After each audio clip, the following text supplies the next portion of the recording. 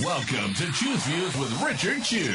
Get ready to dive into a world of insightful conversations and thought-provoking discussions. As progressives, our job is to have an all-inclusive, full-on assault with all of our players. A show that will focus on moving our political, social, economic, gender, and cultural conversation forward. And all of our players means all of our players. It's Choose Views. And now, here's your host, Richard Chew. Good Friday morning, progressives. Yes, Friday is here, and welcome to the November 22nd, 2024 edition of What? Choose Views. Yes, sir.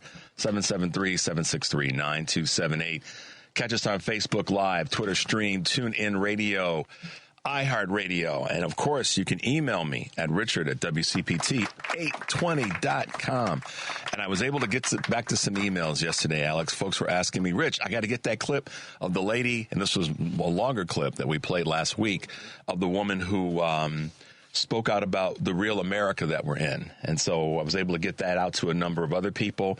And then earlier in the week, we had a clip from JoJo from Jers that we played, and we got that out to folks. And some people asked me to send out the list of things to stay on top of, Richard Chew's Move Forward plan. So I got that sent out. So I kind of got caught up on my emails, but you guys can load me up again.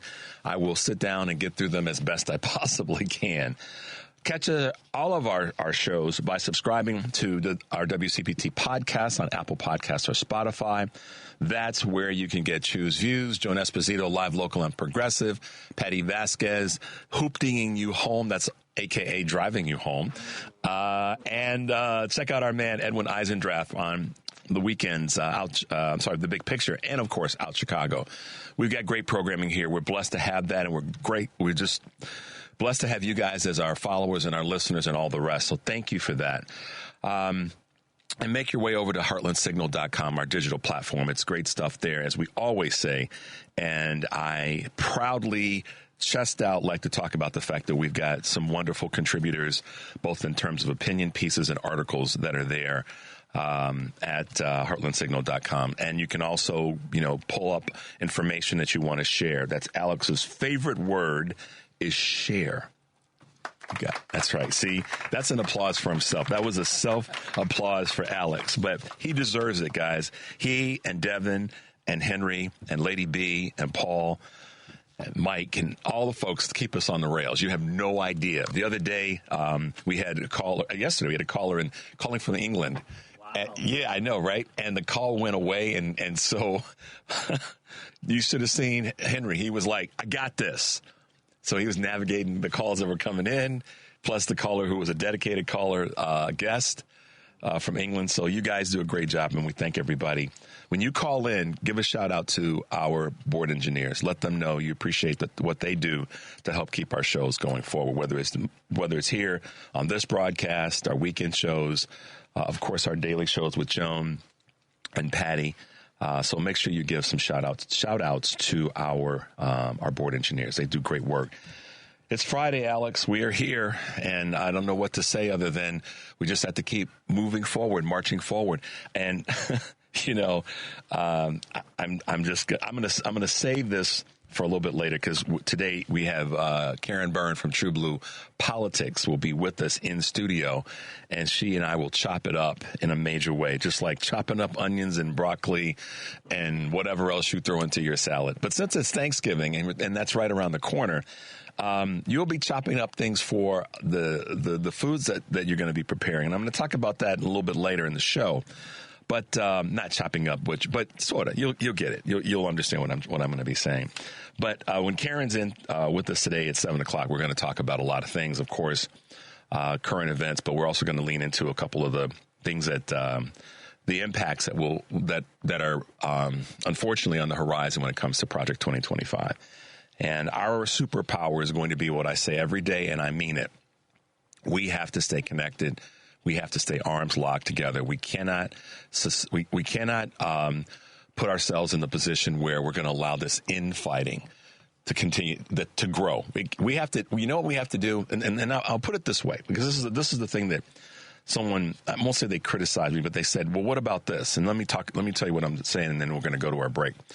Listen, we can be There's a difference between looking in the mirror and asking yourself, what could I have done better? How could I have made this better? Anybody that knows me knows that I am very critical is a heavy word, but I'm pretty. Hey, what can I do better? Or Alex will tell you. I mean, I'm not setting him up to say this. He'll tell you if I mess up, I'll be Alex. I'm sorry, man. And how can we make this better? I think I know for a fact in life there is a place for asking, what can I do to make this better? How can I make this better? What can I have done better? Nothing wrong with that. Pops used to say to me, those three that finger you're pointing away, there's three coming back at you. You all have heard that over your lifetimes in some version. Anyhow, we as progressive liberal Democrats, if we want to see movement forward, if we truly want to progress, we can't spend too much time looking in the rearview mirror going, you all did this wrong. You guys did that wrong. The Dems did this. Vice President Harris should have gone here, should have been on Joe Rogan. That wouldn't have moved the people that were still locked into racism, sexism, misogyny, and Christian nationalism. Going on Joe Rogan wouldn't have told somebody who was praying for the 34-time convicted rapist and sexual offender, 34-time convicted felon and sexual offender. Let me get that right. See how quickly I clean that up, Alex? Because that's on me. My point is that going on Joe Rogan wouldn't have fixed a guy who is locked into his misogyny. What would that have done other than giving some guys room to trash talk her again? And it wouldn't have changed the minds of women who may have said, we think Joe Rogan's a pig. Why would she have gone on there? They would have, the folks who were already in the tank on their racism, sexism, misogyny, and Christian nationalism weren't going to change their vote in large enough numbers because she went on Joe Rogan. Because somebody would have found some reason why she shouldn't have done it, right? The classic example of moving the goalpost. So let's stop this. The Democratic message sucks. The Democratic don't know. Listen, Donnie Deutsch is on MSNBC, and he went on the other day talking about the Dems aren't going to like this, but they need to move to the center. And I'm like, you lost your damn mind. We move to the center, and we lose the people that are to the left or that are already, not happy with moving to the center. Because how many people that are in the center are ones that would have actually voted? What would we have said differently, Donnie Deutsch? I mean, just help me understand. What would have been said differently? What would have been a different message? Oh, so we're not going to work to help women with their reproductive care.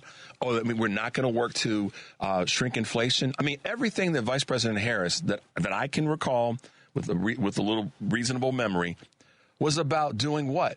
Helping all the country. How in the hell is moving to the center, Donnie Deutsch and other branding and marketing people out there? How would that have changed the message to all the people? Her message wasn't, we need to move to the center so we get those. It was to get the furthest person to the right to understand that because you're living in a trailer, no disrespect. I'm just saying it from a purely, let's talk politics. I'm going to bring out my small sledgehammer. How in the heck is that going to get a person, Alex, who is, what's the word I want to use? Already, that's far right, that's already got financial issues, moving to the center isn't going to help them. So it's not moving to the center, Donnie Deutsch. It's having an all-inclusive message.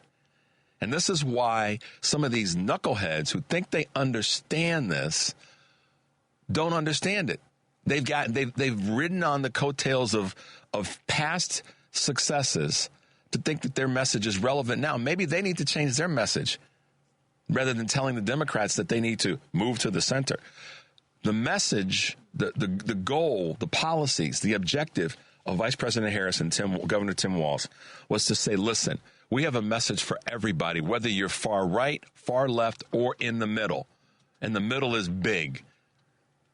But to say they need to move to the center, I was like, man, see, this is why I look at some of these guys and gals that are on the networks, and I go, no wonder people are turning y'all off. You have nothing new to say. You have nothing new that's inspiring, that's going to move people in a direction to be part of the process. How about, Donnie Deutsch, you say something like, what we all need to do is work harder to get more people registered to vote across the country. What we all need to do is make sure that the Republican policies, or policies period, don't disincentivize Americans from being registered to vote and getting out and being part of the process. What we all need to do is move to the center and make sure, if we're going to talk about moving to the center, that the center is filled with people who have not been voter suppressed. How about that, Donnie Deutsch? I get tired of these people sometimes, Alex. It's like,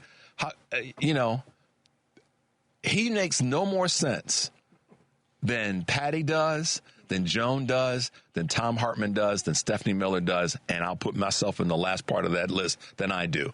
He makes no more sense. And sometimes we're told subtly to shut up. All right, y'all. The number is 773-763-9278. We'll take a break and we'll be right back. It's Choose Views with Richard Chew on WCPT 820, where facts matter. Hey, guys. Welcome back to Choose Views, 773-763-9278. Glad to be with you this morning. And as we try to do on Friday, give you guys a little bit of what's going on every day, I should say, and then certainly on Fridays, what's happening in Chicago. So let's talk a little bit about Choose Views news, guys. Jobless claims slipped to a 7-month low. The number of people filing applications for unemployment benefits unexpectedly declined to a 7-month low last week, signaling resilience in the job market. Initial claims for jobless benefits fell by 6,000 to 213,000 in the week ending November 16th, according to the Labor Department, which economists had projected 220,000, according to data that had been compiled. However, ripple effects from Boeing's 7-week strike, which ended earlier this month, was evident in continuing claims for unemployment benefits. The number rose to a 3-week high. Economists expect jobless claims to remain around current levels in the near term following the hurricane-related impacts. So that does show that those numbers are down, which is a good thing. Home loans set to stay costly. Unfortunately, uncertainty around economic policies of the incoming administration will likely prop up mortgage rates for another year, prolonging the agony of potential home buyers. I thought he was going to get everything down. It's just a sheer fact that he's been reelected or elected has got the mortgage industry a little bit uncertain. And so they're going to keep rates up artificially because Trump is, the soon-to-be president. Lower borrowing costs drove existing home sales higher on an annual basis last month in the 3-year first, before rebounding before and after the election. After the average 30-year mortgage rate now stands at about 6.8%, which is way too high. Twin threats posed by mass deportation and tariffs could shrink the construction workforce. And guess what? Reignite inflation. But my eggs are too damn high. Consumers are already facing record high home prices amid the limited inventory. We're going to talk a little bit about that when Karen's in. Starbucks rethinks the China business. In other words, Starbucks wants to shake things up in its second biggest market. The coffee chain is considering selling a stake in its Chinese business and has informally, quote, gauged interest from potential investors. According to Bloomberg, Starbucks' Chinese operations generated about $3 billion in net revenue in the latest fiscal year. But homegrown rivals such as Luckin Coffee are increasingly a concern. McDonald's and Yum brands have previously found success in the country by selling stakes to local investors. Meanwhile, back in the United States, Starbucks shrank its retail workforce by 8% last year. And guess what else is going to go up for those who drink retail coffee like that? Retail coffee. Yeah, the piece about inflation, well, all right, we'll stay on point. The DOJ calls for the Google breakup. We've talked about this before.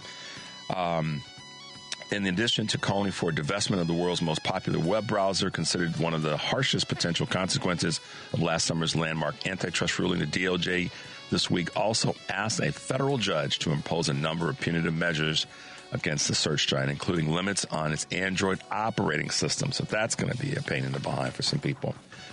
Boeing CEO to staff own the comeback. Boeing CEO Kelly Ortberg offered some tough love to employees during an all-hands meeting Wednesday, telling them they are pivotal to the struggling aerospace giant's turnaround. But his message also included a warning, according to the Wall Street Journal, citing a recording that Boeing can't afford another mistake. Ortberg is calling for more collaboration, and the company is revamping its employee incentive program in an effort to improve the culture. Also, Boeing received a note in confidence from Allegiant Travel, which extended an aircraft delivery agreement between the two firms to 2027. All right, so long story short, just treat your people the right way. They work for you. That's all I got to say in that space. All right, guys, a couple of Choose Views news this morning. And guess what? It's that time. Oh, yeah. Things to do in Chicago this weekend. Well, it's going to be a busy weekend. And I'll talk about one thing at the end of this little segment. But right now, folks are excited about what's going on in Chicago. So I want to let you know the City of Chicago Christmas tree lighting ceremony is taking place this weekend. Starting today, Chicago's official Christmas tree will be illuminated on Friday at 6 p.m. today. That's right, with the annual tree lighting ceremony. So we want to check that out down in Millennium Park. The Wintrust Magnificent Mile Lights Festival, in other words, lighting up the Christmas lights on Michigan Avenue, is happening when? Tomorrow. So the Grand Tree Lighting Parade on Saturday evening that heralds the illumination of over 1 million lights on Michigan Avenue's more than 200 trees. The procession includes iconic Disney characters, floats, musical performances, giant balloons, and more. So what I can tell you is make sure that if you're coming to downtown Chicago, that you plan early, because traffic will be a little crazy. I can assure you of that. So just prepare yourselves. It might be one of those days where you take an Uber into the city or, in and around, but it's going to be tight. So just prepare yourself accordingly. Give yourself a little bit more time. We've all experienced a beautiful event, a beautiful parade, but just give yourself a little extra time and patience. And if you're going to be walking from place to place, just make sure you got the proper clothing on, because it could be a little chilly. Millennium Park Holiday Market. Enjoy shopping, live entertainment, and concessions at the Millennium Park Holiday Market. The opening of the market is aligned with the 11th annual Christmas tree lighting. So it's going to be fun downtown this weekend. It'll be crazy, but crazy is okay. It really is. Just prepare yourself for it. It's going to be all right. Have a good time. We deserve it. This is a blue city, and we know we got some red knuckleheads running around the city and the suburbs. We know that, and nobody take too much offense to that, because, yeah, if you voted red, I can't roll with you. Sorry.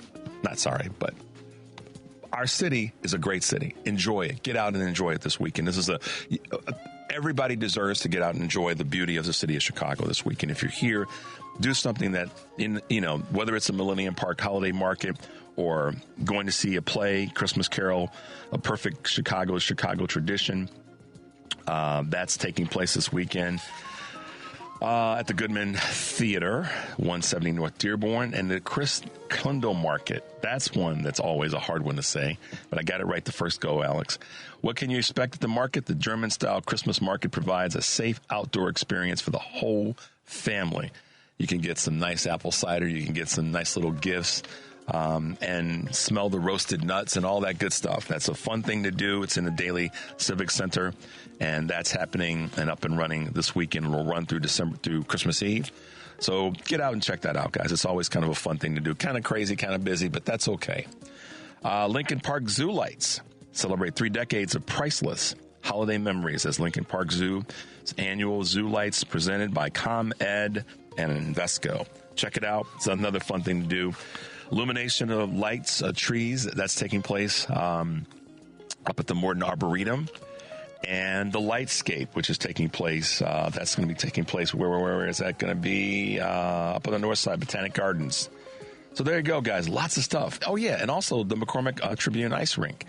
That's another fun thing to do down at the Millennium Park. All I'm saying, guys, is just get out and enjoy some stuff this weekend. It could be a little bit cooler, but dress for that, be prepared for that, and get out and enjoy it with your family and your friends. It'll do you some good. And I'm a big believer. We all need that right now. We all need that good. So take advantage of the things that are going on in the city. And if you're in the suburbs here, there's some great things that take place in Oak Park and Evanston, and all of our suburbs have something going on in the town centers and some of the local events. So just get out and do that stuff. And if you're in other cities that listen to our shows, make sure you're getting out and taking the time to enjoy the things that are part of our holiday season throughout the country. I want you guys to, we've got to lick the wounds, but we also got to, stout ourselves up. So part of that is having some joy in your life. And I can assure you that will help get you back on the track that we need to be on. Now, since it is the weekend preceding what we, refer to as Thanksgiving Day or Turkey Day, don't wait till Wednesday to go shopping, okay? Don't do that to yourselves. Seriously. Because, if you do, Alex and I will have bought everything. There can't be anything left. So you probably better go this weekend. If you wait till Wednesday when you get off work to decide to go get the turkey, first of all, it's not going to be thawed out yet, right? If you get a frozen turkey, if you're not getting a fresh one, it won't be thawed out by the tomorrow morning when you got to get up on Thanksgiving morning to put the bird in the oven. So don't do that. Go shopping this weekend. Seriously, because you're going to be like, whoa, because I think this is going to be a busy Thanksgiving. We've already seen that the travel numbers are up. Anticipated between now and New Year's. Travel numbers are up by car, by boat, plane, whatever. Trains, planes, and automobiles will be ever present these next 60 days. So y'all get out and get your Thanksgiving shopping done today or tomorrow or Sunday. Don't wait till Wednesday. Please don't do that because you don't want to add any stress to your this holiday weekend, which we'd like it to be a good one. All right.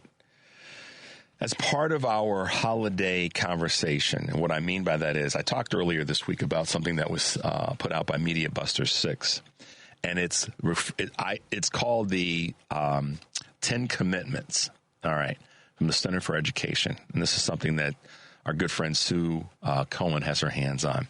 And I'll read this to you again, because this is why, I want you guys to get out and enjoy this weekend. The 10 Commitments of Commitment.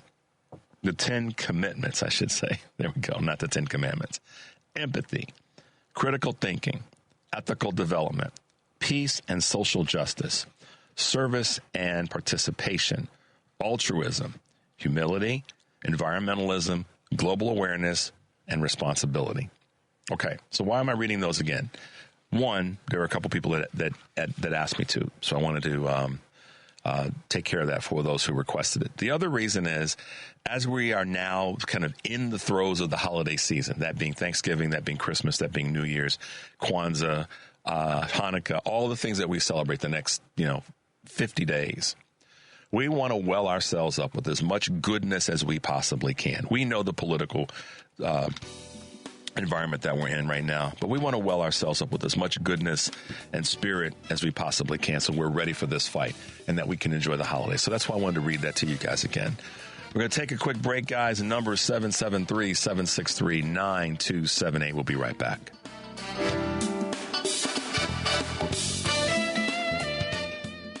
It's Choose Views with Richard Chew on WCPT 820, Chicago's Progressive Talk. Hey, guys, welcome back to Choose Views, 773-763-9278. Alex and I were talking about tariffs.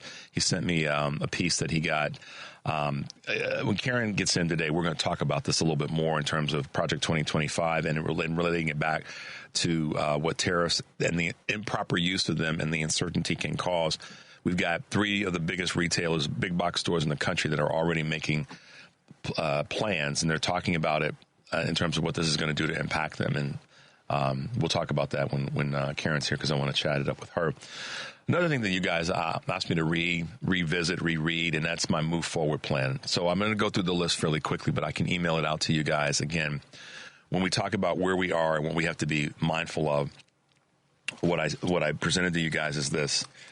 The things you want to stay on top of.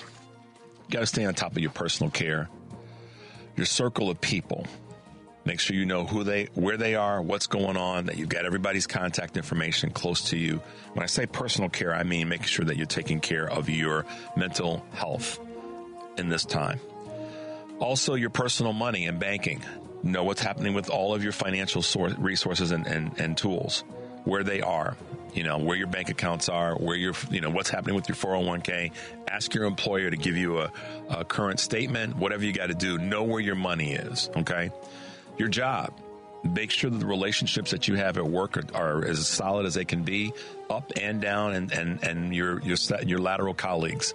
Solidify those relationships as best you can, because I believe that will be a sustaining tool as we go forward, knowing that because it's part of your family.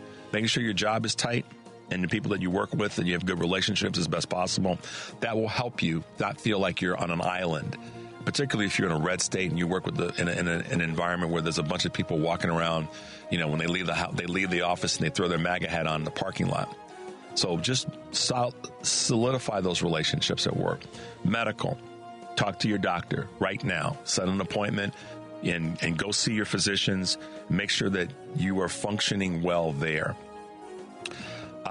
Food, we know that food prices have been crazy. They have come down. Not everything, but just be mindful of what you're eating, and improve your diet as best you can. Information, make sure you are checking and double checking.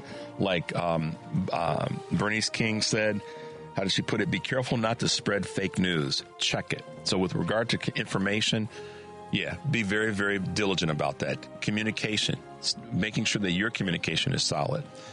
Be mindful of media right now, all forms of it. Because some of why we're here is because of media not being responsible. If you're going to be traveling, have all your documents with you. Don't take any chances. Traveling locally, have all your stuff with you right now. Legal, if you don't know an attorney, get to know one. Reach out, find an attorney that you can have close by in the event that some things go crazy. I'm not being alarming, but I am being alarming. Law enforcement, get to know a police officer if you don't know one. Have someone that you can reach out to that's in law enforcement. Make sure your passport, your social security card, your birth certificate, all of those are in check and in order. Home security, look into that. If you don't have it, something you might want to consider. Your personal vehicle, make sure your vehicles are always running right. Your registration and all your things regarding operating that vehicle are in order. Talk to your mechanic or at the dealership or wherever you take your cars. Make sure that relationship's tight. Personal security. Don't be walking down the street on your phone at nighttime. Put that damn thing away. Don't be crossing right now. Just be smart with your personal security. Don't put yourself in a situation where you're going to be at risk. And get to know your local government up and down. Who's your mayor, who your county officials, who your city elected officials are, and who your state people are. As beyond just the governor, know who everybody is in your local government.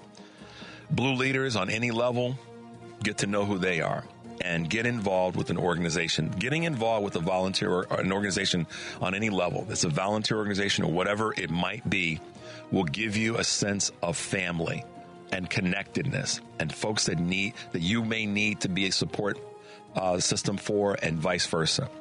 So I want you guys to take charge of where we are right now. Do not lay back. Do not sit back. I know you got to get through some of the pain and the sadness and the disappointment, and you still need to take care of yourself. And as we move forward, get to take charge of these things as part of your go forward. And I'll read them to you guys again. I'll read them to you every week if you want me to do that. I'll send the list to you.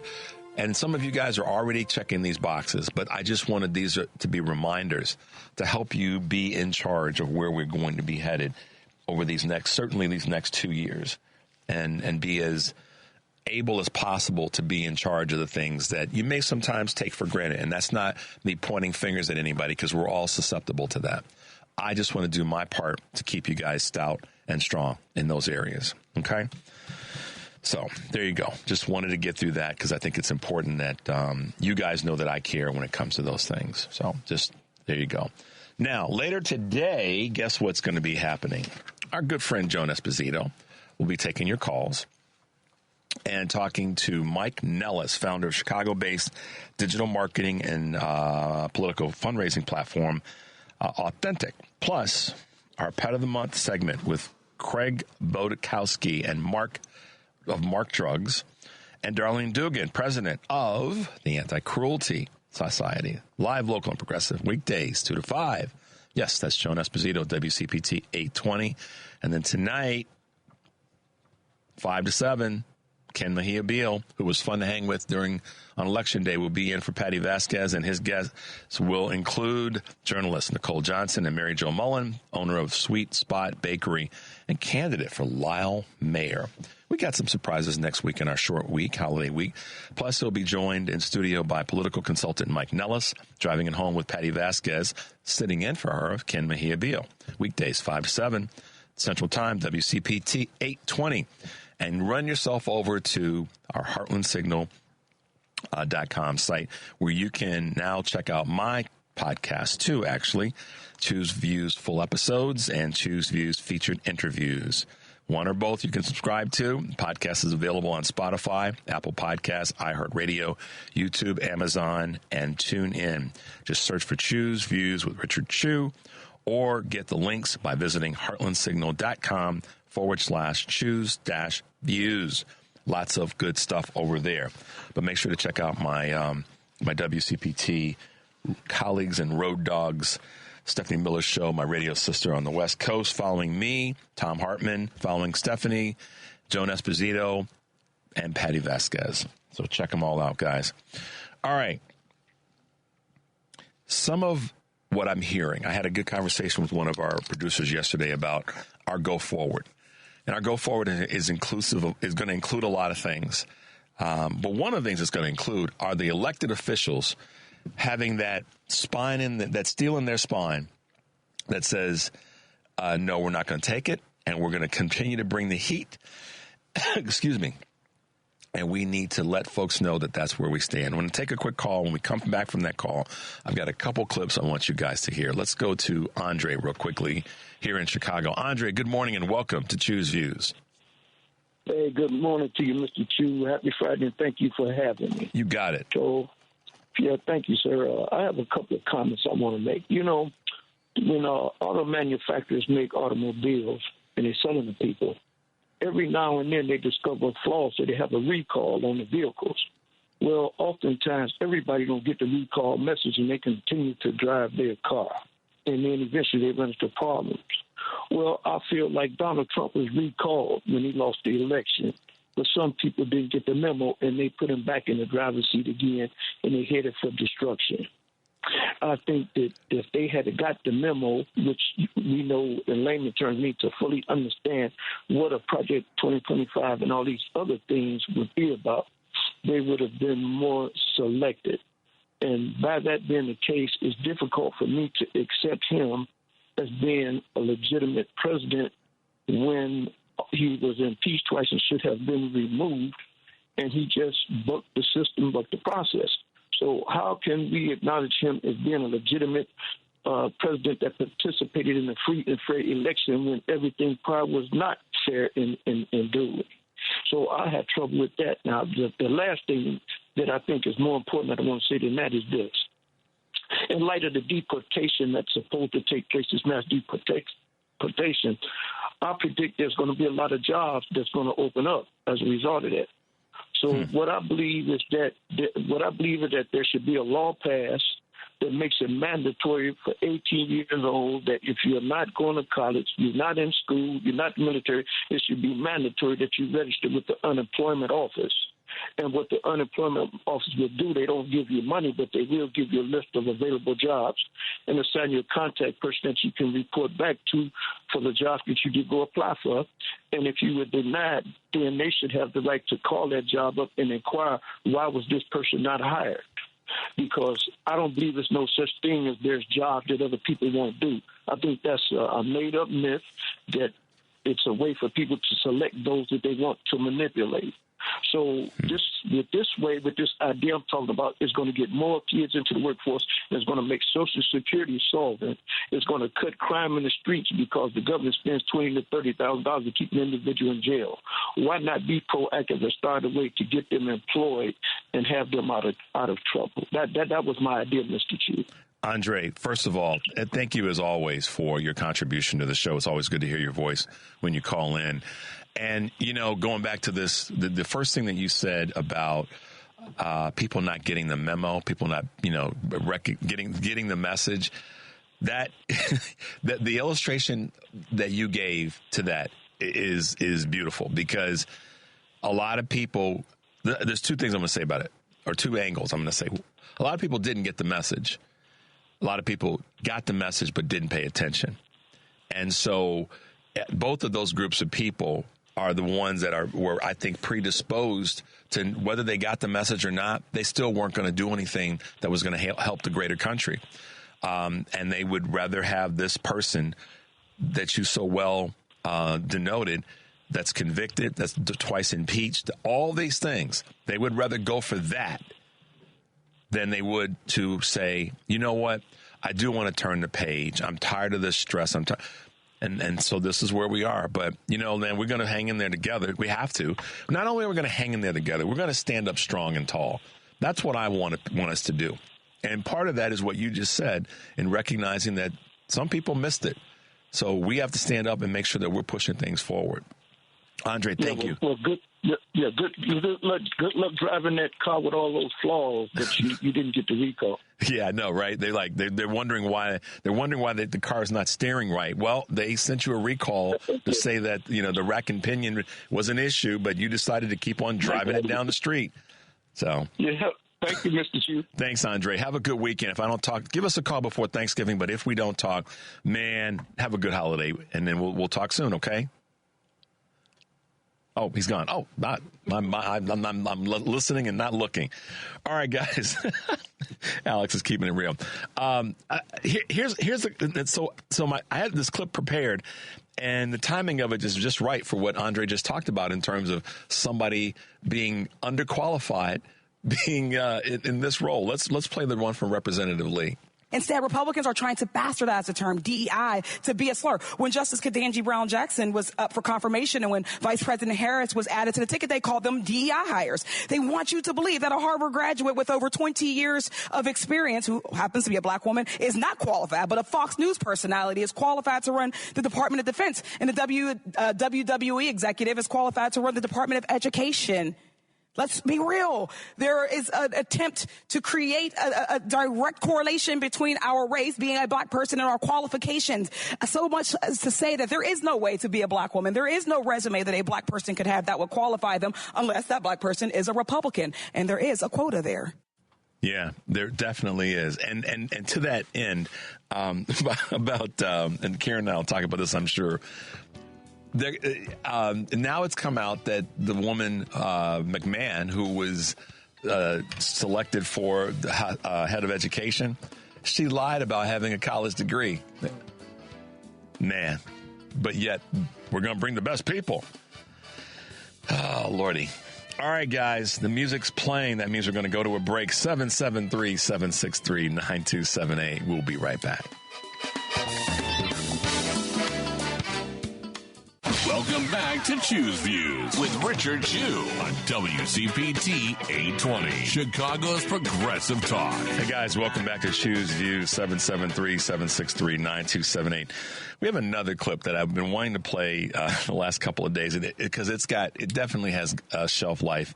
And I can kind of go back to some of the things that Andre just said about the folks who missed the recall or missed the memo. And how this is, I think, relevant is a lot of people now feel empowered to do things that are going to be, frankly, dumb, and they're going to be harmful because they feel that they've got a right to say certain things. And when I thought about this yesterday when I was talking about Justine Bateman's saying she can breathe now and don't have to worry about what she says, and, you know, her speech is not going to be, you know, impeded. And then, you know, I come across this clip that just highlights what I like to call free, dumb speech.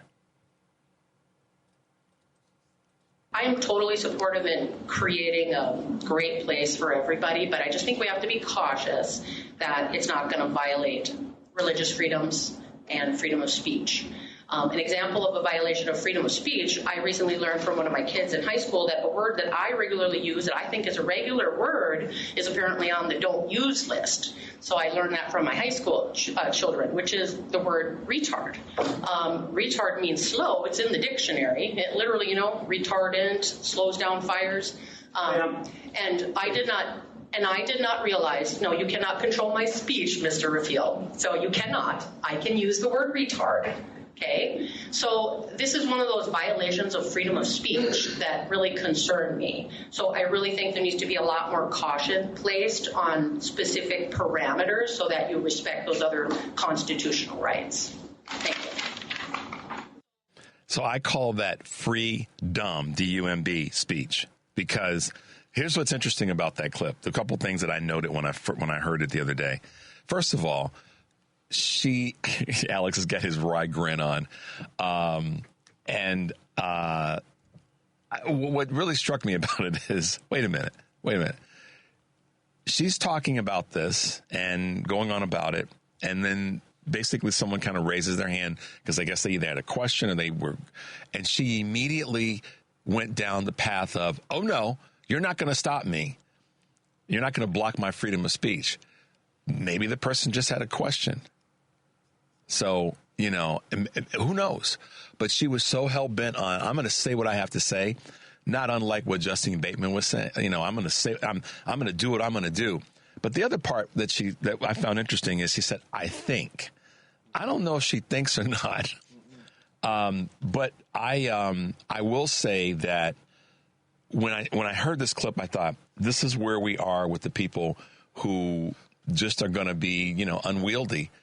But we're going to deal with them because if she thinks that she can say what she wants to say, and that's what's disgusting about this is she's moved it into the conversation about retard. I mean, how disgusting of her. She wants to be able to use the word retard. Hey.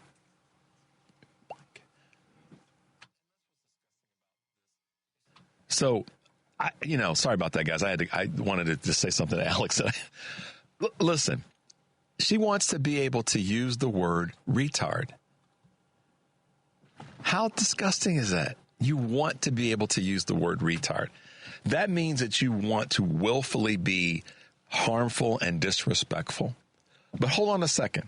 I would love to, put a little bit of surveillance, and I don't mean this in a negative way, on this person. It's like, Sunday, did she show up? Did she show up in church on Sunday? Does she, does she justify her need to harm somebody with, I'm a Christian? This is why I say the four things: racism, sexism, Christian nationalism is one of them, and misogyny. Those are the four things that folks really voted on. It wasn't about the economy. She didn't have anything in there about the economy and the price of eggs. All she wants to do is to be able to insult people and use the words she wants to use when she wants to use them without anybody, abridging on her freedom of speech.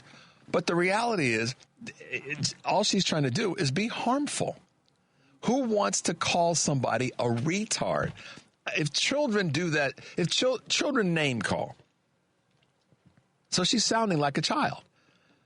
Children name call, not grown adults. So she, as a grown woman, wants to be able to insult people in their day-to-day activities. She wants to be okay to call somebody a retard. How disgusting is that?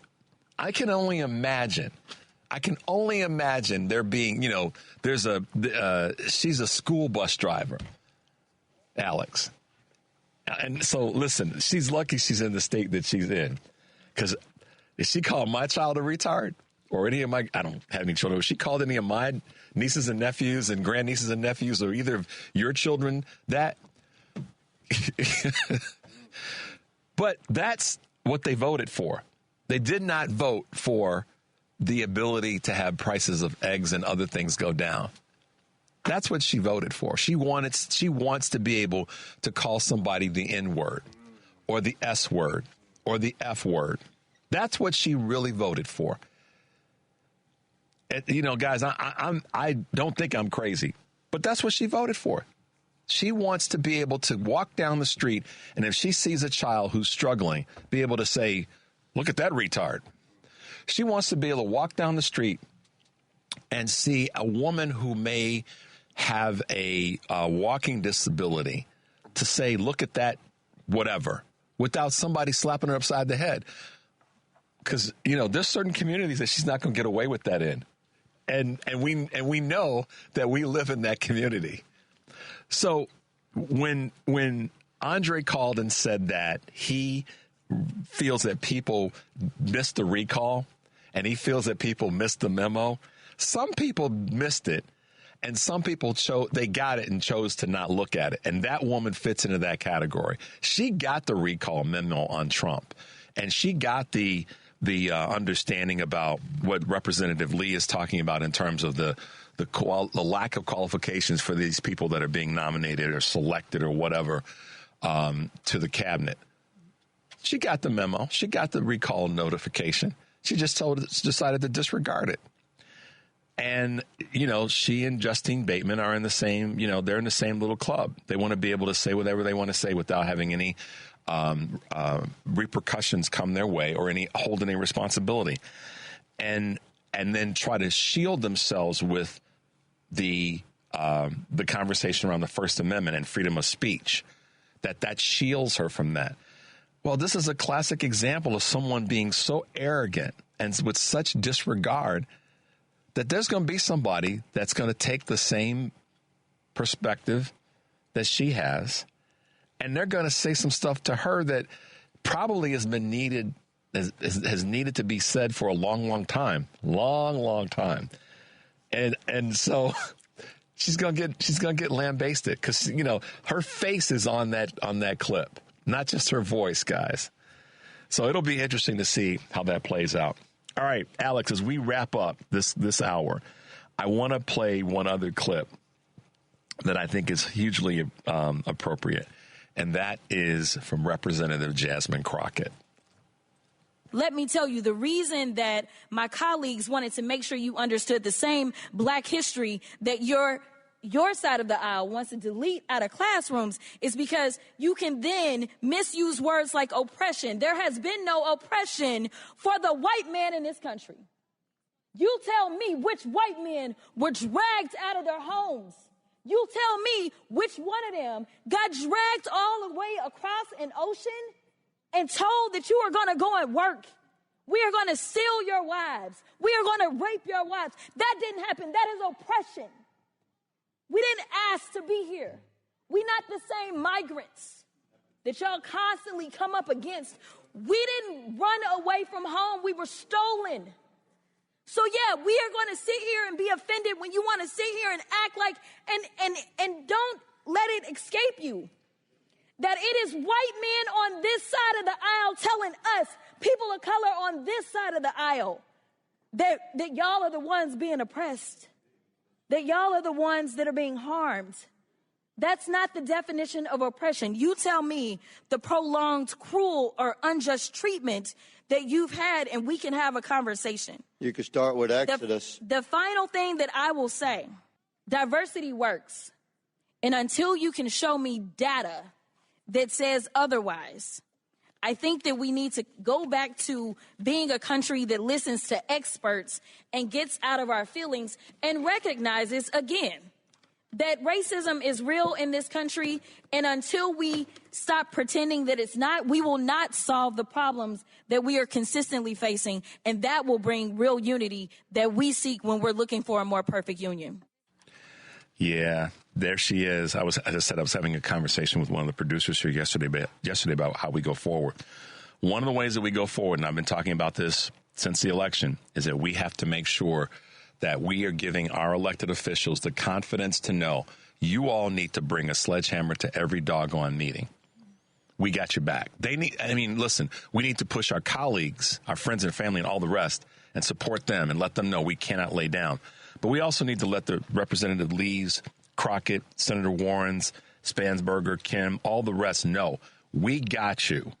You go into those meetings with a sledgehammer, make some noise, let them know that that you are supported by not only the constituencies that voted for you, but those that are states away.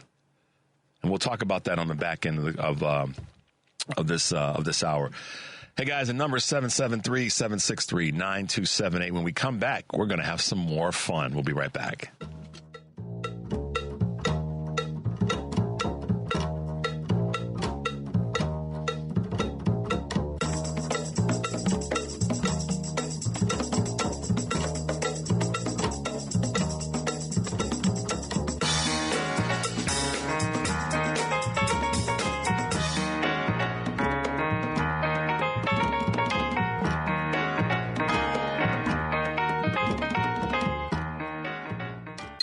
Welcome to Choose Views with Richard Chew. Get ready to dive into a world of insightful conversations and thought-provoking discussions. As progressives, our job is to have an all-inclusive, full-on assault with all of our players. A show that will focus on moving our political, social, economic, gender, and cultural conversation forward. And all of our players means all of our players. It's Choose Views. And now, here's your host, Richard Chew. Hey, guys, welcome back to Choose Views. Second hour today. It's Friday, and we are excited about our weekends. Hopefully, everybody's going to be getting out and about. Had a couple of folks who have texted to say, yes, get your Turkey Day, your Thanksgiving Day shopping done early. So don't wait until Thursday. Not Thursday. Yeah, hell, not Thursday. Don't wait until Wednesday. Don't even wait till Tuesday. Get out and do this stuff now. All right, let's hit a couple quick items over at heartlandsignal.com. These folks are frustrating.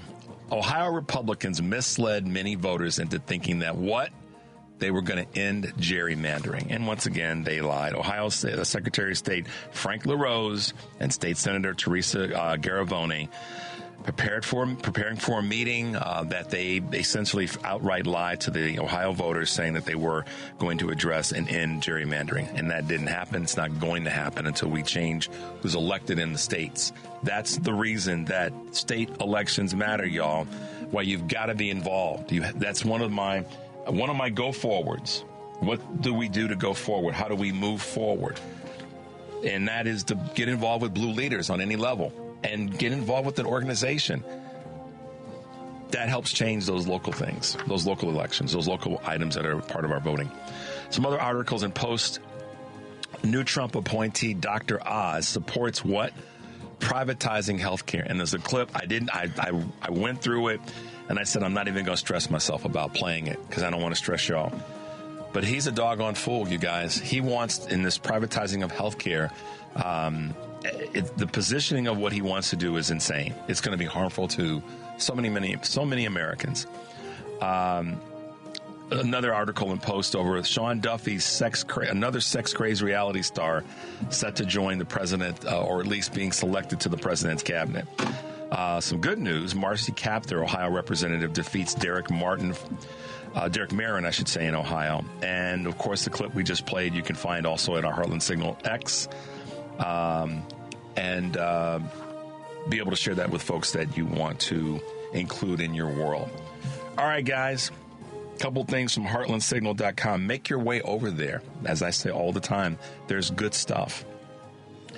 And here's some good stuff. In case you're watching us on any of the various outlets, you might see another face in the studio other than mine. And who might that be? That might be our good friend Karen Byrne from TruBlu Politics, y'all. Good morning, Karen. Well, good morning, Richard. Good morning, Alex. Good morning, everybody. Yeah, we're here. Happy Friday. Happy Friday. Hold on a second. I got to move this mic out of the way so I can see her. There we go. I'm bobbing my head. Hi. Hey. The question is, where do we start? And, listen, just to let y'all know, every couple of weeks, we're going to have Karen in studio so we can chop it up face to face. And she's still going to contribute as she can on Friday mornings by phone. But we were talking about this, and let's have you in on every other Friday or every couple Fridays so we can do this together. And Alex was the genius that said, hey, we can do some other stuff. So we also have Choose Views After Hours, which you guys can find on our sites. And that got posted on my page, and right? Yeah, so there you go. More of me and Karen chopping it up. But listen, there's so much to talk about, and there's so many great clips. But What? Oh yeah. Sorry. If you're watching this, there's a cool little sticker that Karen brought me, and it says "Stop Project 2025." If I got that on the camera correctly, so that you guys can see. Stop Project 2025. But to stop it, you got to be aware of it and be involved. And where we are right now in that space of stopping Project 2025 starts with having great district attorneys like the district attorney in New York, Alvin Bragg, who made it clear that he is not folding up his tent. No. He's staying in the game. Right. Did you hear about that? I did. And what's your take on it? Well, my take is, last time I checked, the rule of law matters, and people should not be just like things are dismissed just because He was elected president. Right. He hasn't been sworn in yet. That's right. And we understand this whole, lame duck garbage and whatever, where it goes both ways, left and right. Right. But he's still a private citizen. That's right. He's not been sworn in. Mm-hmm. So here's what people have to understand and why I've been saying that Jack Smith shouldn't fold up his tent. I agree. And that and Alvin Bragg is listen, I'm gonna just go a little bit cultural for a moment. Letitia James ain't folding up her tent. That's right. And Alvin Bragg isn't folding up his tent. That's right. What's unique about the two of them that are saying we're not going to quit? We were given we were put in this role to do a certain thing. What's unique about them, Karen? Well, what's unique about them, or what is obvious about them, is they're both black folks, and they kind of, we're still showing up. We're still showing up. Exactly right. I love how Karen said we're still showing up. I made myself snort. I'm including we because you have me, okay? Y'all have me, okay? I am, yeah. They're not folding up their tent. They're not. They're still showing up. So they're for the folks who said that black folks weren't going to show up for Vice President Harris in this election were wrong. Yes. The needle move was minuscule. Mm-hmm. And the two people that have brought cases that they got convictions on for Donald Trump said, no, you're not taking this away from me. That's right. We're still showing up. Absolutely. That's the way it should be. It's just, the rule of law is nobody is supposed to be above the law. Right. Okay? Including this guy, this 34-count convicted felon. Okay? No, the man needs to face the music. And it is important that every bit of information, every bit of evidence, and Jack Smith has tons. So he could keep this going, and he could hand off some of this stuff over to these, jurisdictions. Give it to me and you. Right. We'll figure it out. Because it needs to see the light of day. Yep. People need to understand what all was going on and what the case against him was. Yep. And is, I would argue. But it is. It's still the case. Yeah, no pun intended. It's still the case. Yeah. He's a private citizen, y'all. And we're letting a private citizen get away with crimes that any other private citizen. And listen, I'm tired of people deflecting and deferring to, well, but it's disruptive to the country and the country will heal. No, it's not. I'm going to be PO'd for a long time. I'm not going to heal because some freedom speech woman, and I'm not isolating women, but some freedom speech person said, right, I get to call a person a retard. I'm not yielding to her to heal. No, without accountability, there is no moving forward. Bingo. There can't be. When you look at throughout history, every time there was accountability needed, and I'm going to go back to the Civil War. Okay, there needed to be some more accountability. Like, people should, and, I'm not like pro, capital punishment or anything like that. But back in the day, that was the thing to do. Okay, those MFers should have been hung. Okay, and every single person they all should have been held accountable. Okay, that's how you stomp this stuff into the dust. Okay, and I love President Obama, but when he took office and he said, and he had a lot. He had a lot to deal with. But when we let George W. Bush and Dick Cheney get off and get away with what they did. Yeah, without some hearings. Yeah. Without some hearings. That is a lack of accountability, okay? And every single step of the way, when there is no accountability, you do not solve the problem. And it just emboldens people to do the same thing, or their version of it. It emboldens this woman to say that I get to say whatever I want to because of freedom of speech. It emboldens Justine Bateman to say that I get to breathe now. And the list goes on and on. So kudos to Manhattan District Attorney Alvin Bragg for saying I'm not folding up my tent. Kudos to Letitia James for the same way of handling things. As we pivot a little bit, and we'll give you guys a little bit of a tease before we go to the break, Matt Gaetz stepped down, stepped aside, withdrew his name, et cetera, et cetera. Boy, I could say some really awful things about. He didn't want to be a distraction, y'all. Yeah. Sorry, dude, you already have been, and you will continue to be because they put your name up in the first doggone place. But Karen, leak it all. Yeah, come on. This just somebody have the willingness to say, to Karen's point, that justice does matter and that accountability does matter. That's got to be our new hashtag, accountability. You're really good at this, so let's put that together. Okay. Accountability matters, because I know Justice Matters is already out there. That is Glenn. That's Glenn Kirshner. But accountability should be ours. You and I should. That's right. That's it. That's ours. Yeah, and accountability on. Listen, the thing I wanted to tease you guys with is Matt Gaetz stepped aside, and then guess what? The person that they've nominated. Lord have mercy. Pam Bondi, in many ways, I mean, I think from a jurisprudence standpoint, Gaetz may have been a better choice. His bad behavior, not setting that aside, but Pam Bondi, have you seen her body of work? She's scary. When we come back, guys, we'll chat a little bit about these choices in the cabinet. 773-763-9278. We'll be right back. You're listening to Choose Views with Richard Chu on WCPT 820, Chicago's Progressive Talk. Hey, guys, welcome back to Choose Views, 773-763-9278. Catch us on Facebook Live, Twitter Stream, TuneIn Radio, iHeartRadio. We're out there trying to do the best we can to keep you guys strong and stout as we go through this craziness. All right, when we went to the break, Karen and I were talking about the selections of Trump. Matt Gaetz has stepped aside, withdraws, and for AG, and Trump turns around and is now selecting Pam Bondi. All I'm going to say, Karen and I are going to talk about it a little bit, but what I want you guys to do is to look her up. She's equally horrible.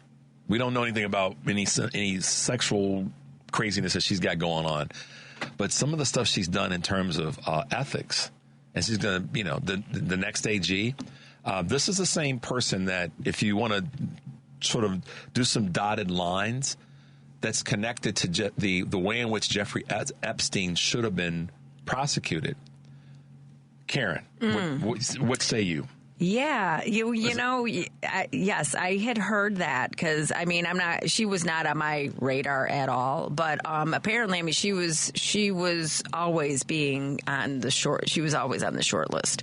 But yeah, so she was one of the prosecutors, along with Acosta, that exercised poor judgment. Yeah, when it came to prosecuting Jeffrey Epstein. Yeah. And Jeffrey Epstein, for those that don't know who Jeffrey Epstein is, he's a good buddy, and there's 100 hours or so of tape. Well, here's what's going to be interesting is that if there's any flight logs where Pam Bondi is on any of those flights to Epstein Island. Right. I mean, it just can. Listen, y'all. The best of the best ain't birds of a feather. They're not picking. They're just not picking those people. So All right, we'll leave Matt Gaetz alone for a while because his head's going to pop up again. And it's coming out. Yeah. It's going to come out. Release the tapes. So, Karen, do you think that there's still a PP tape out there that Putin's got on Trump and he hasn't released it yet? And that's why I think there's a PP tape, but I mean, really, at this point, it doesn't matter. It doesn't matter. You got 34. I mean, that was... You probably could say that the people, the so-called Christian right, Christian nationalists would say, well, that was Jesus's will. Well, so was J6, I guess, right? Right? Jesus' will, to have the Capitol attacked and feces spread all over and, shouting, hang Mike Pence. That was Jesus' will, I guess, too. See, that's the thing. It's like the PP tape is nothing. That is like, okay, whatever. Fine, whatever. Okay, whatever fine. Yucks your that's yum. That's your thing. But to take our stuff and our documents and to put them in your house and to call a state and say, hey, man, can you get me 11,000 votes? That's illegal, y'all. Exactly. Well, I mean, this is where the right, the voters on the right, I can't get with anymore. Because I guess I had a little bit of optimism that some of them would get their head right in this election and that they would say, all right, listen, all that conversation about we don't agree on policy, but she wants to save democracy. Where did they end up going? Right. And as the next few shows go by, we'll talk a little bit more, for lack of better words, revelations on were there some shenanigans with this election. And I'm consciously cautious and careful about how I say those things because I don't want to say something that I don't have any real facts to back up. But we know that there's some smoke in that space. Karen, let's talk a little bit about one of the things that is another laughable piece of this selection of cabinet members, and that's is her name Linda McMahon? Okay. So it's come out now that she wasn't completely truthful. Did she take a semester at a community college? Something where apparently they. What? She's not quite. Wait, she's not qualified? Well, not even not qualified, but she's also not particularly truthful when it comes to what would be one of the anchors to make her qualified. Wow. Yeah. That's shock. I'm shocked, I tell you. But hey, Republicans, maggots, y'all think you got the best people. Right. Really? You're going to replace... Right. Who's our Secretary of Education right now? Why am I drawing a blank on a name? Help us out, Alex. You can do that quick research for us. Yeah. But I know who you're talking about. I can see your face. Yeah, I'm drawing a blank and it's killing me. But you're going to replace that strength of person with this person, Linda McMahon, who is probably one of the most ignorant choices that he could have picked. Right. And talk about someone that not only doesn't have the experience, but is shown herself to be a capitalist, which is fine, but a capitalist in a way that's harmed people. Yeah. So, I guess that she doesn't really have the education degree that she spoke of. Well, I think it was Allison Gill, Mueller, she wrote, and she said, if you think about these appointments, in that they are being selected to undermine and destroy the departments that they are being appointed to run, it all makes sense. Yeah, that's what that is. Thank you for we're going to bring him on in a second. Dr. Miguel Cardona. Oh, what's unique about him? That's our Secretary of Education. Yeah. And his resume is stout and real. Right. And vetted. Right. Before they put his name out. Exactly. Because that's what we do, guys. We don't break things. Gosh. We want things to be better. We want to strengthen things. We want to have people and departments set up to actually make our lives better. And everybody else's life. Like, let's bring Kurt on because I want to bring him on and then go to the break. Hey, Kurt, welcome to the show this morning. We finally got our three-way. Yeah. What's going on? Great. Well, welcome. Hi, Karen. Hello. So, anywho, were we talking about the cabinet? Yeah. Well, thanks for sending the text about Dr. Miguel Cardona and his extended resume of qualification. You mean like the fact that he was a state school board member in the state of Connecticut?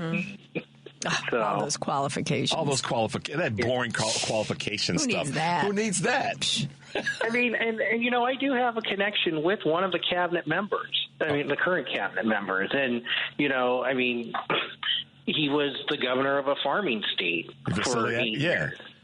Tom Vilsack. Yeah. So, I mean, he had a farm and everything, but, it was more of a family thing. It was whatever. But, he knew how the farmers needed to have assistance. And I can only speak for him, obviously, but some of these picks, I just don't get it. Well, Karen was right, and many people who are looking at this that have a sense of reasonable thinking, it isn't to make these departments stronger or better, because there need to be people in these departments that can help folks who need the services that they provide. It is about destroying these safety nets for the country. And listen, Kurt, you said this the other day so well. The people who are in red parts of the country are going to be hurt more than likely the most, and the most severely and most immediately, because they think that they're not going to be hurt or impacted by this. Right. But they are. Well, you want to know the great irony of that is?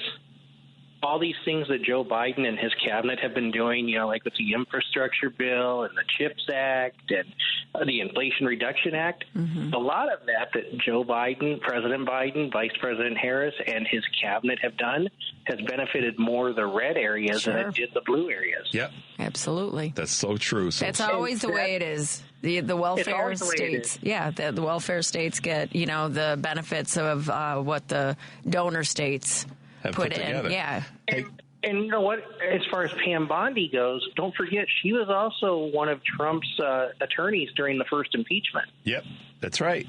And I just that of all other things, take the ethics part out. That should disqualify her.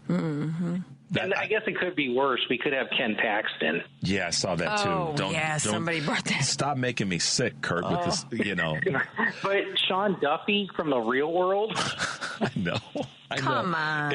Listen, Kurt, and Karen both, and Alex, people across the globe that are our allies are just laughing their behinds off at this. And that's the part that's somewhat hurtful in some ways, is that folks that are our allies are shaking their heads going, wow. Yeah. This is the country that's supposed to be the greatest country on the planet.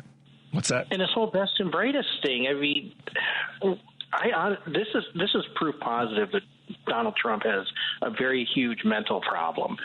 And it just baffles me. Go on, Karen. No. I mean, yes. And he is surrounded by a bunch of people who are just plain evil. I mean, they don't have mental problems. They don't have dementia. These people are just pure evil. And then you have an entire Republican Party that has gone along with it. And I mean, I'm just, last time we kept thinking like, okay, when are these Republicans, the good Republicans, going to step up and stop any of this? And they had all of these guardrails in place. So now I'm wondering like, okay, are there still some Republicans out there that are going to be willing to cross the aisle and slow some of this stuff down? I mean, that's the big question. It's called lip service. Yeah. And here's the thing. Hey, you were talking about accountability. You're talking about accountability real quick. History. Nixon should have been held accountable, and then we might not be going through any of this. Good point. All right, guys, we're going to take a quick break. Kurt, thanks for calling in, man. We'll talk to you again soon. 773-763-9278. We'll be right back. You're listening to Choose Views with Richard Chu on WCPT 820, Chicago's Progressive Talk. Hey, guys, thanks for being with us. 773-763-9278, Choose Views. We're here. Listen, we're going to talk about, we're going to kind of pivot a little bit and talk a little bit about the conversation around prices and the real thing that's going to be impacting people. And with us coming up on Thanksgiving and celebration of our holiday season, during the break, and this is why Karen and I are going to do our Choose Views after hours, because there's so many other things that we want to say, and some of it might be, I don't know. Alex is going to be busy I'll leave that alone. I catch myself, guys. I really try. I do try to catch myself. I think I do a decent job of catching myself. Mm-hmm. All right.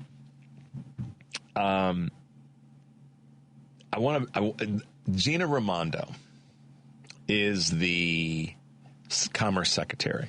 Mm-hmm. And she said, basically, I'm giving the edited version, before Trump has a chance to reverse some of the things that the Commerce Department wants to be able to but fully get into force, she basically is on a mission to spend $50 billion in microchip money, cementing that industrial legacy for the administration and for the country. Mm-hmm. She is basically writing checks. Yeah. Because she knows the importance of what President Biden, what the administration, what Vice President Harris leaned into when it comes to the CHIPS Act. Yeah. So she's basically going to empty out the coffers in the right way, to make sure that those investments continue to go forward so that Trump can't, put a block on those things that have been approved. That takes guts and leadership all rolled into one. And to that end, the reason that I wanted to chat about this for a bit, Karen, is there are other cabinet members that can do some of the same things. And that's what I want to see some of them do, is to go ahead and basically, as the Bulls used to say, release the dogs. Yeah. Release the hounds. Right. That's what I want to see them do, because it ain't going to hurt anybody. Nope. It's only going to help people. It's going to help people. Right. Yeah. I mean, and of course, and that as soon as this Orange guy takes over or whatever, he's going to take credit for all of it. Okay, so, for all of us out there. For the good of the country, just do it. Right. If he takes credit for it, we can't control that. And that's right. And you know what? But when any of your MAGA relatives try and say that, look what he did or whatever, you just say, no. You show them the receipts. Because that's the part, too, that, we're not going to let them get away with that crap. Nope, not at all. Sorry if I No. You can say crap. Yeah. Karen said crap. I said crap. There you go. I said it, too. So to that end, as we talk about things that are for the good of the country, I want to talk about this when we'll take a break, and then we're going to grab a couple last callers. Let's talk about prices. Mm-hmm. All right. So there's a lot of people that have a variety of different thoughts about inflation. And I'm not going to try to give a master class or even an associate's degree class in that space. But what I do know is that the data doesn't lie. And prices have gone down on a whole bunch of stuff. Right. So I know that sometimes people say to me, I'll get comments, I'll get emails and whatnot that'll say, yeah, but you're deflecting by saying that that the country voted for four things: racism, sexism, misogyny, and Christian nationalism. You're deflecting the fact that people are still struggling. No, I'm not. I'm not. And Vice President Harris didn't either. That's right. And so when people are trying to tell the lie that she did not care about people because she talked about these other highbrow things, that's a damn lie. Absolutely. She leaned into that. How many times did she say prices are still too high? Right. And this is what our solution is for it. Right. And no, she wasn't talking down to anybody. Not one person. Not one person. Listen. If you feel talked down to because of how matter of fact she was, that's your problem. You need to strike. Listen. If Alex says something to me matter of factly, like, Rich, hey man, I don't look at that as him talking down to me. That's him protecting me from potentially getting hit by the bus. Yeah. How many times have I said sometimes you got to yell at people to get their attention, not because you're trying to be mean, because if you don't, they might get hurt. Yeah. And that, to me, was not Vice President Harris talking down. It was like, look, y'all, we got some problems. And the biggest problem is voting for this fool. Now, pricing. The experts have been saying since before Vice President Harris became the candidate that prices would be problematic if Trump were elected. And this is before we got too deep in the weeds in the conversation around tariffs. Right. So then she became the nominee, and we started talking more about it because the conversation around tariffs came up. And now what we're hearing, and this is coming from the places like Walmart and Lowe's and Target, that they've all said, and they're all making adjustments now, there probably will be cases where prices will go up for consumers. That's coming from the CFO of Walmart. Right. The same thing came, we saw, and Alex just sent me this bit of information. The same thing is coming from other major retailers. Not because Vice President Harris, it's because of Donald Trump being elected. So this is coming from the people. Listen, Walmart, Lowe's, big box stores, they all know what's going to happen. Yeah. They're preparing. They're getting ahead of it.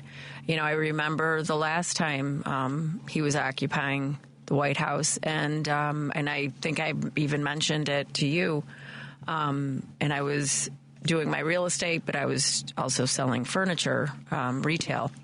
And I remember my Trump voting manager talking about, people are just, like, I'm not a big fan of his, I don't like his personality, but, people are really liking what's going on with their 401ks.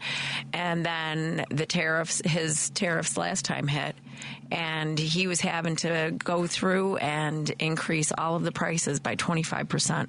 Yep. Because of the tariffs, because of all of the parts that we import to manufacture what we need to do here. So check this out in the 401k space, where I have a little bit of understanding. 401ks are up. Retirement plans in general are up. And now the definition of what up has to have a floor and a measuring, and then stages along the way to say what are the incrementals, not to get in the weeds on that. Yeah. However, if Donald Trump, this is where you go back to, it wasn't about the economy really, or about those conversations.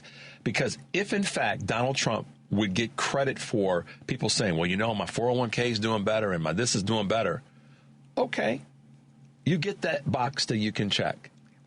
But I know for a fact that since Joe Biden and Kamala Harris took office, that 401k plans and other retirement plans are up. Yep. So why is it that mainstream media, to your point so often, Karen, and MAGA isn't saying, oh, yeah, and mine continued to go up since President Biden took office and Vice President Harris took office? It's still growing. It's still, and the stock market numbers reflect that upness. Right. So how come those folks out there wouldn't give Joe Biden and Kamala Harris the same credit for their part proportionately of the upness? Yeah, exactly. So when you ask the question, because I watched this and I even did it myself, I asked some people, I said, so if that's the case and your plan is up, or your overall financial picture is up, then how come, what do you credit that to? And wouldn't it be fair to say that, well, yeah, during President Biden's term, these are all the things, and we've laundry listed them before, that he's done so well, and Vice President Harris. So shouldn't they get credit for it? The response, 6 out of 10 times when I would do that, was, yeah, but Richard, we still got these problems with all these illegals coming into the country. Right. Right. And I'm concerned about that because they're going to take our job. But wait, hold on a second. I didn't ask you to shapeshift. Right. I asked you to talk about if the 401k is the thing you're going to rest your hat on. Right. And give Trump credit for that when he was in office, why won't you do the same for President Biden? Right. And I've got a friend where guns is his issue. I'm like, did Barack take your guns? No. Did Trump take your guns? No.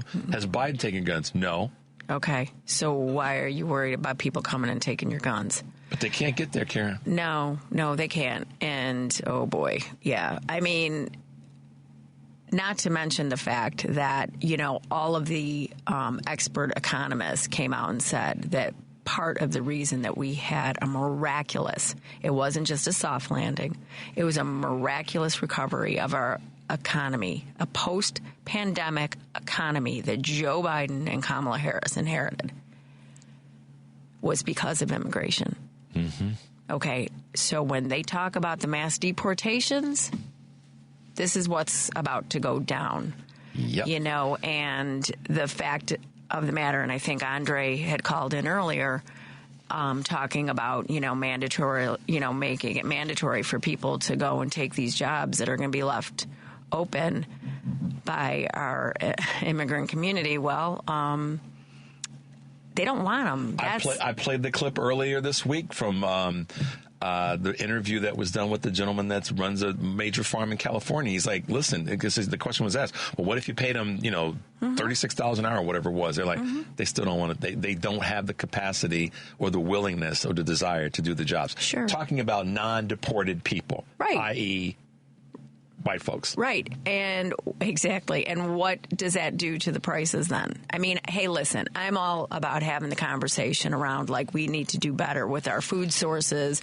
I mean, there's a great documentary I watched years ago, A Place at the Table, and they talk about the food deserts in this country. And there are real problems that need to be addressed. And when you look at the big food manufacturers and what they do to our foods and, the lack of regulation for the foods that we Americans consume and that impact the poorest among us exponentially because, basically if, you're on a budget and you're trying to make that dollar stretch to get as much as you can to be able to feed your family, you're going to go for the stuff that has the 2-for-1, and all the rest of it. Food pantries, typically have processed foods, and it's stuff that that other countries in Europe will not import, right? So we can have that conversation about making our population healthier and eating better foods. Unless you're Michelle Obama. Unless you're Michelle Obama. Exactly. Because then if you say it, then it's this black woman telling you what to do. Exactly. But when RFK says we're going to do all these things, white dude gets to say it, no repercussion. But understand what that means. Yeah. What that means is that, there has to be some major shifts as far as cost is concerned. And if we're deporting people that are doing that work, then that stands to reason that there's going to be lower inventory. And if you put tariffs, because we do import a lot of our, fruits and vegetables as well. Yep. Okay, so people, wait. Yeah, unfortunately, y'all knew too much. Yeah. Y'all were smarter. You were like, oh, no, Richard and Karen, that's not going to happen. They're not going to do that. And, oh, by the way, we got to fix the border. We got 4 of them, and a large percentage of the people that are causing the most hell don't come from the southern border. They come from plane. They get here via plane and via boat and other means of getting to the United States. That's right. And they're coming across the northern border too. Mm-hmm. But we got some anchor babies, and then we got 4 of them. Yeah, 4 of them. Junior, Eric, Byrne. Mm-hmm. Who else? I'm Eric Junior. Yeah. Byrne. Yeah, so the 3. It's 4. And Ivanka. And Ivanka, thank you. Technically, when it comes to his deportation and as it relates to immigration and anchor babies, they're technically in that class, y'all. That's right. All right. Music means be quiet. When we come back, we're going to grab a couple quick calls. 773-763-9278. We'll be right back.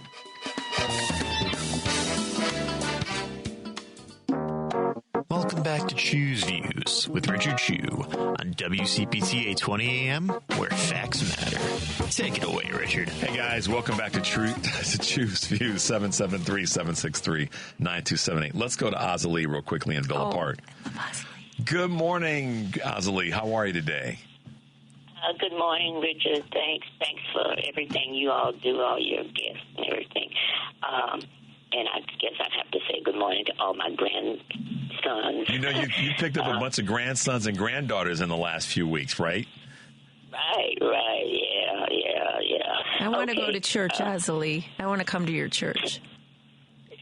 Okay, you're more than welcome. Okay. We are right across the College of DuPage, out in Glen Ellen.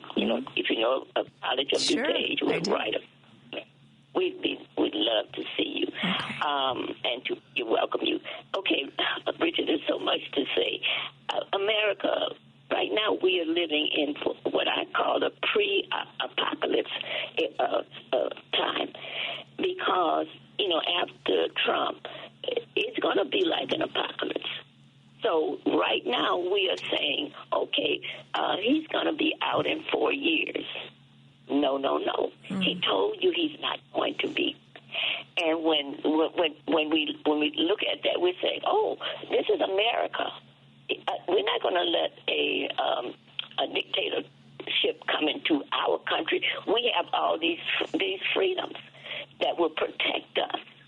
We have the Constitution. No, we don't. We won't.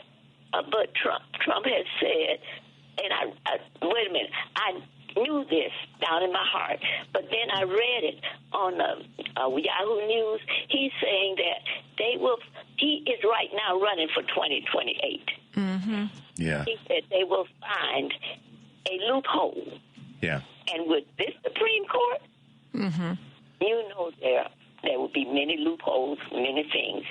So, America, we have to wake up and realize when we have a good thing going, don't let somebody tell us it's bad. Mm-hmm. Yeah. I mean, hey, if you are living a nice life and everything is, and then somebody comes along and say, you're in terrible shape, and you're going to believe them, right?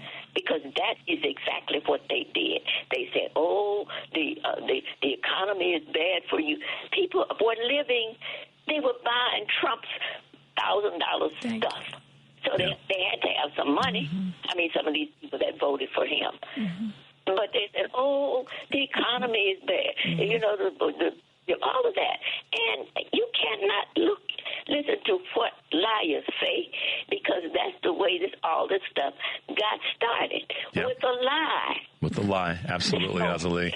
Listen, Grandma, thank you for your call this morning. We got to keep it tight as we wrap up the show today, but thank you, as always, for your contribution. Appreciate you too, Azalee. Azalee. Thanks, and have a great weekend, okay? All right. Listen, she makes the greatest point she made there is the lie. Yeah. Don't listen to the lie, and don't let the song "Smiling Faces" popped into my head when she said that. Mm-hmm. The old song "Smiling Faces," and a lot of people, got stabbed in the back because they were willing to not use some judgment and discretion in this process, and they got hoodwinked. And some of them got hoodwinked because they are already leaning in that direction. They just needed a little push. Mm-hmm. So let's go real quickly to Alvin. Alvin, good morning and welcome to Choose Views. Good morning. Hey, good morning. Good morning. Go out to Grandma. Yeah, I know, right? Your call's a little fuzzy, Alvin, so just be mindful of that. Oh, yeah. Hey, let me give you an address to the church. Okay. It's the People's Church. What's the name of it again? This is the People's, Peoples Church, 670 South Lambert, Lambert. Okay. Illinois. Yeah. Okay. Perfect. All right. Listen, man, we're running tight today, Alvin. I appreciate you giving us a holler. All right. Okay, y'all. Happy Thanksgiving. Be safe. You too, man. Happy Be well. Thanksgiving. Thanks, Alvin. All right. Bye-bye. Okay. All right. Good. We just wanted to make sure. I wanted to get that out. Do we have time? We're tight. Let's very quickly go to Deborah here on the South Side. Deborah, good morning. Welcome to Choose Views. Good morning, and thank you, Richard and Ken. I've never spoken with, but good morning. We have to start with the basics. You have got to, and you're probably not aware, though there was a protest or sit out or bring attention to unhoused children here in Chicago. Blue city, blue state, we shouldn't have that. And this is where I would listen to Rick Smith, well, before you came on, Richard, that he was speaking and had the guest, Doug Jones, former senator, Alabama. Yeah, I've actually interviewed Doug Jones. Yeah. That's what Dr. King and Pastor Barber's about. Here in Chicago, we shouldn't have this. And so that's across this country. So that's why Trump is winning, because people are not hearing what you're saying, what Karen's saying, and Tom and everybody else. That's intellectual. You got to get in the streets and help these people who are hurting. Our children are hurting. That's not like Dr. King. Matthew 25:40. When you do this to the least of these have been left out. And you have career politicians that know it, and they're responsible for it. Thank you for accepting my call. Thanks, Deborah. Have a good day. A blessed Thanksgiving, especially to those. Thank you. Bye-bye. Thank you. So Deborah's point does not fall on deaf ears with me. It doesn't. But here's the thing. I asked the question, so what is Trump going to do to affect that? Right. Because he didn't get on the street and talk to those people either. Sure didn't. He just didn't. And the folks that voted for Trump, that voted him in, actually are the people who are the least likely to be impacted by the policies, but they're going to be. But they're also the least likely to help the people who need it the most, but call themselves Christians. Sure. So I get where Deborah's coming from. And yes, we got to hold our blue leaders' feet to the fire. Sure. We do have to do that. So, Deborah, I'm hearing you in that space. But I can assure you that when it comes to policy that will impact the people that she's talking about, the Republicans aren't going to do a damn thing about that. They are not. Democrats may not hit the bullseye, but they're going to at least take a shot. Yeah. And that's the difference. The shot may not be as effective as we want it to be. I'm with that conversation. As a man that happens to be black in America, I hear that conversation. Absolutely. But I'm telling you, the Republicans don't have a solution. No, they don't don't. even have a desire to help it. Right, Karen? Go. Yeah, okay. Okay, first of all, let's just talk about that, because I've heard also a lot of people, a lot of well-meaning people talk about, having a problem with tent cities, these migrants that illegally were taken from Texas by Ron DeSantis. That borders what? DeSantis in Florida. DeSantis in Florida and Abbott. Okay. Texas, and illegally transported human beings to Illinois, dumped them on the 90 corridor. Yep. Okay. Made it our burden. And I had a woman say to me, well, that's what you get when you name, declare you're a sanctuary city. Okay. Now. So how did you handle that? I said, okay. And I said, so declaring ourselves a sanctuary city, that's wrong to say that, hey, we are here to welcome people and give safe haven. Okay. But you don't have a problem with the fact that there was a bipartisan border bill and nobody paid attention to that. Okay. It was a bipartisan bill to fund security at the border. Yep. Donald Trump and the Republicans killed that. And she was like, what? I'm like, see, and that goes back to the information. It is a lack of information that people are getting. Every morning, Joe and Mika should have said, and many, many others throughout mainstream media should have, that when that happened. That is a failure on their part. That's where there should have been big screen, red alarm. Hey, wait a minute. The Republicans killed this bill. It shouldn't have been only left. And now let me be clear as we wrap up. It shouldn't have been only left to the Democratic messaging to talk about that. The mainstream media should have been not leading. They should have been hugely invested in saying that the Republicans killed the bill that they so desperately, or on the subject that they so desperately say they want to resolve. And they didn't do that. Yeah. It should have been across the board.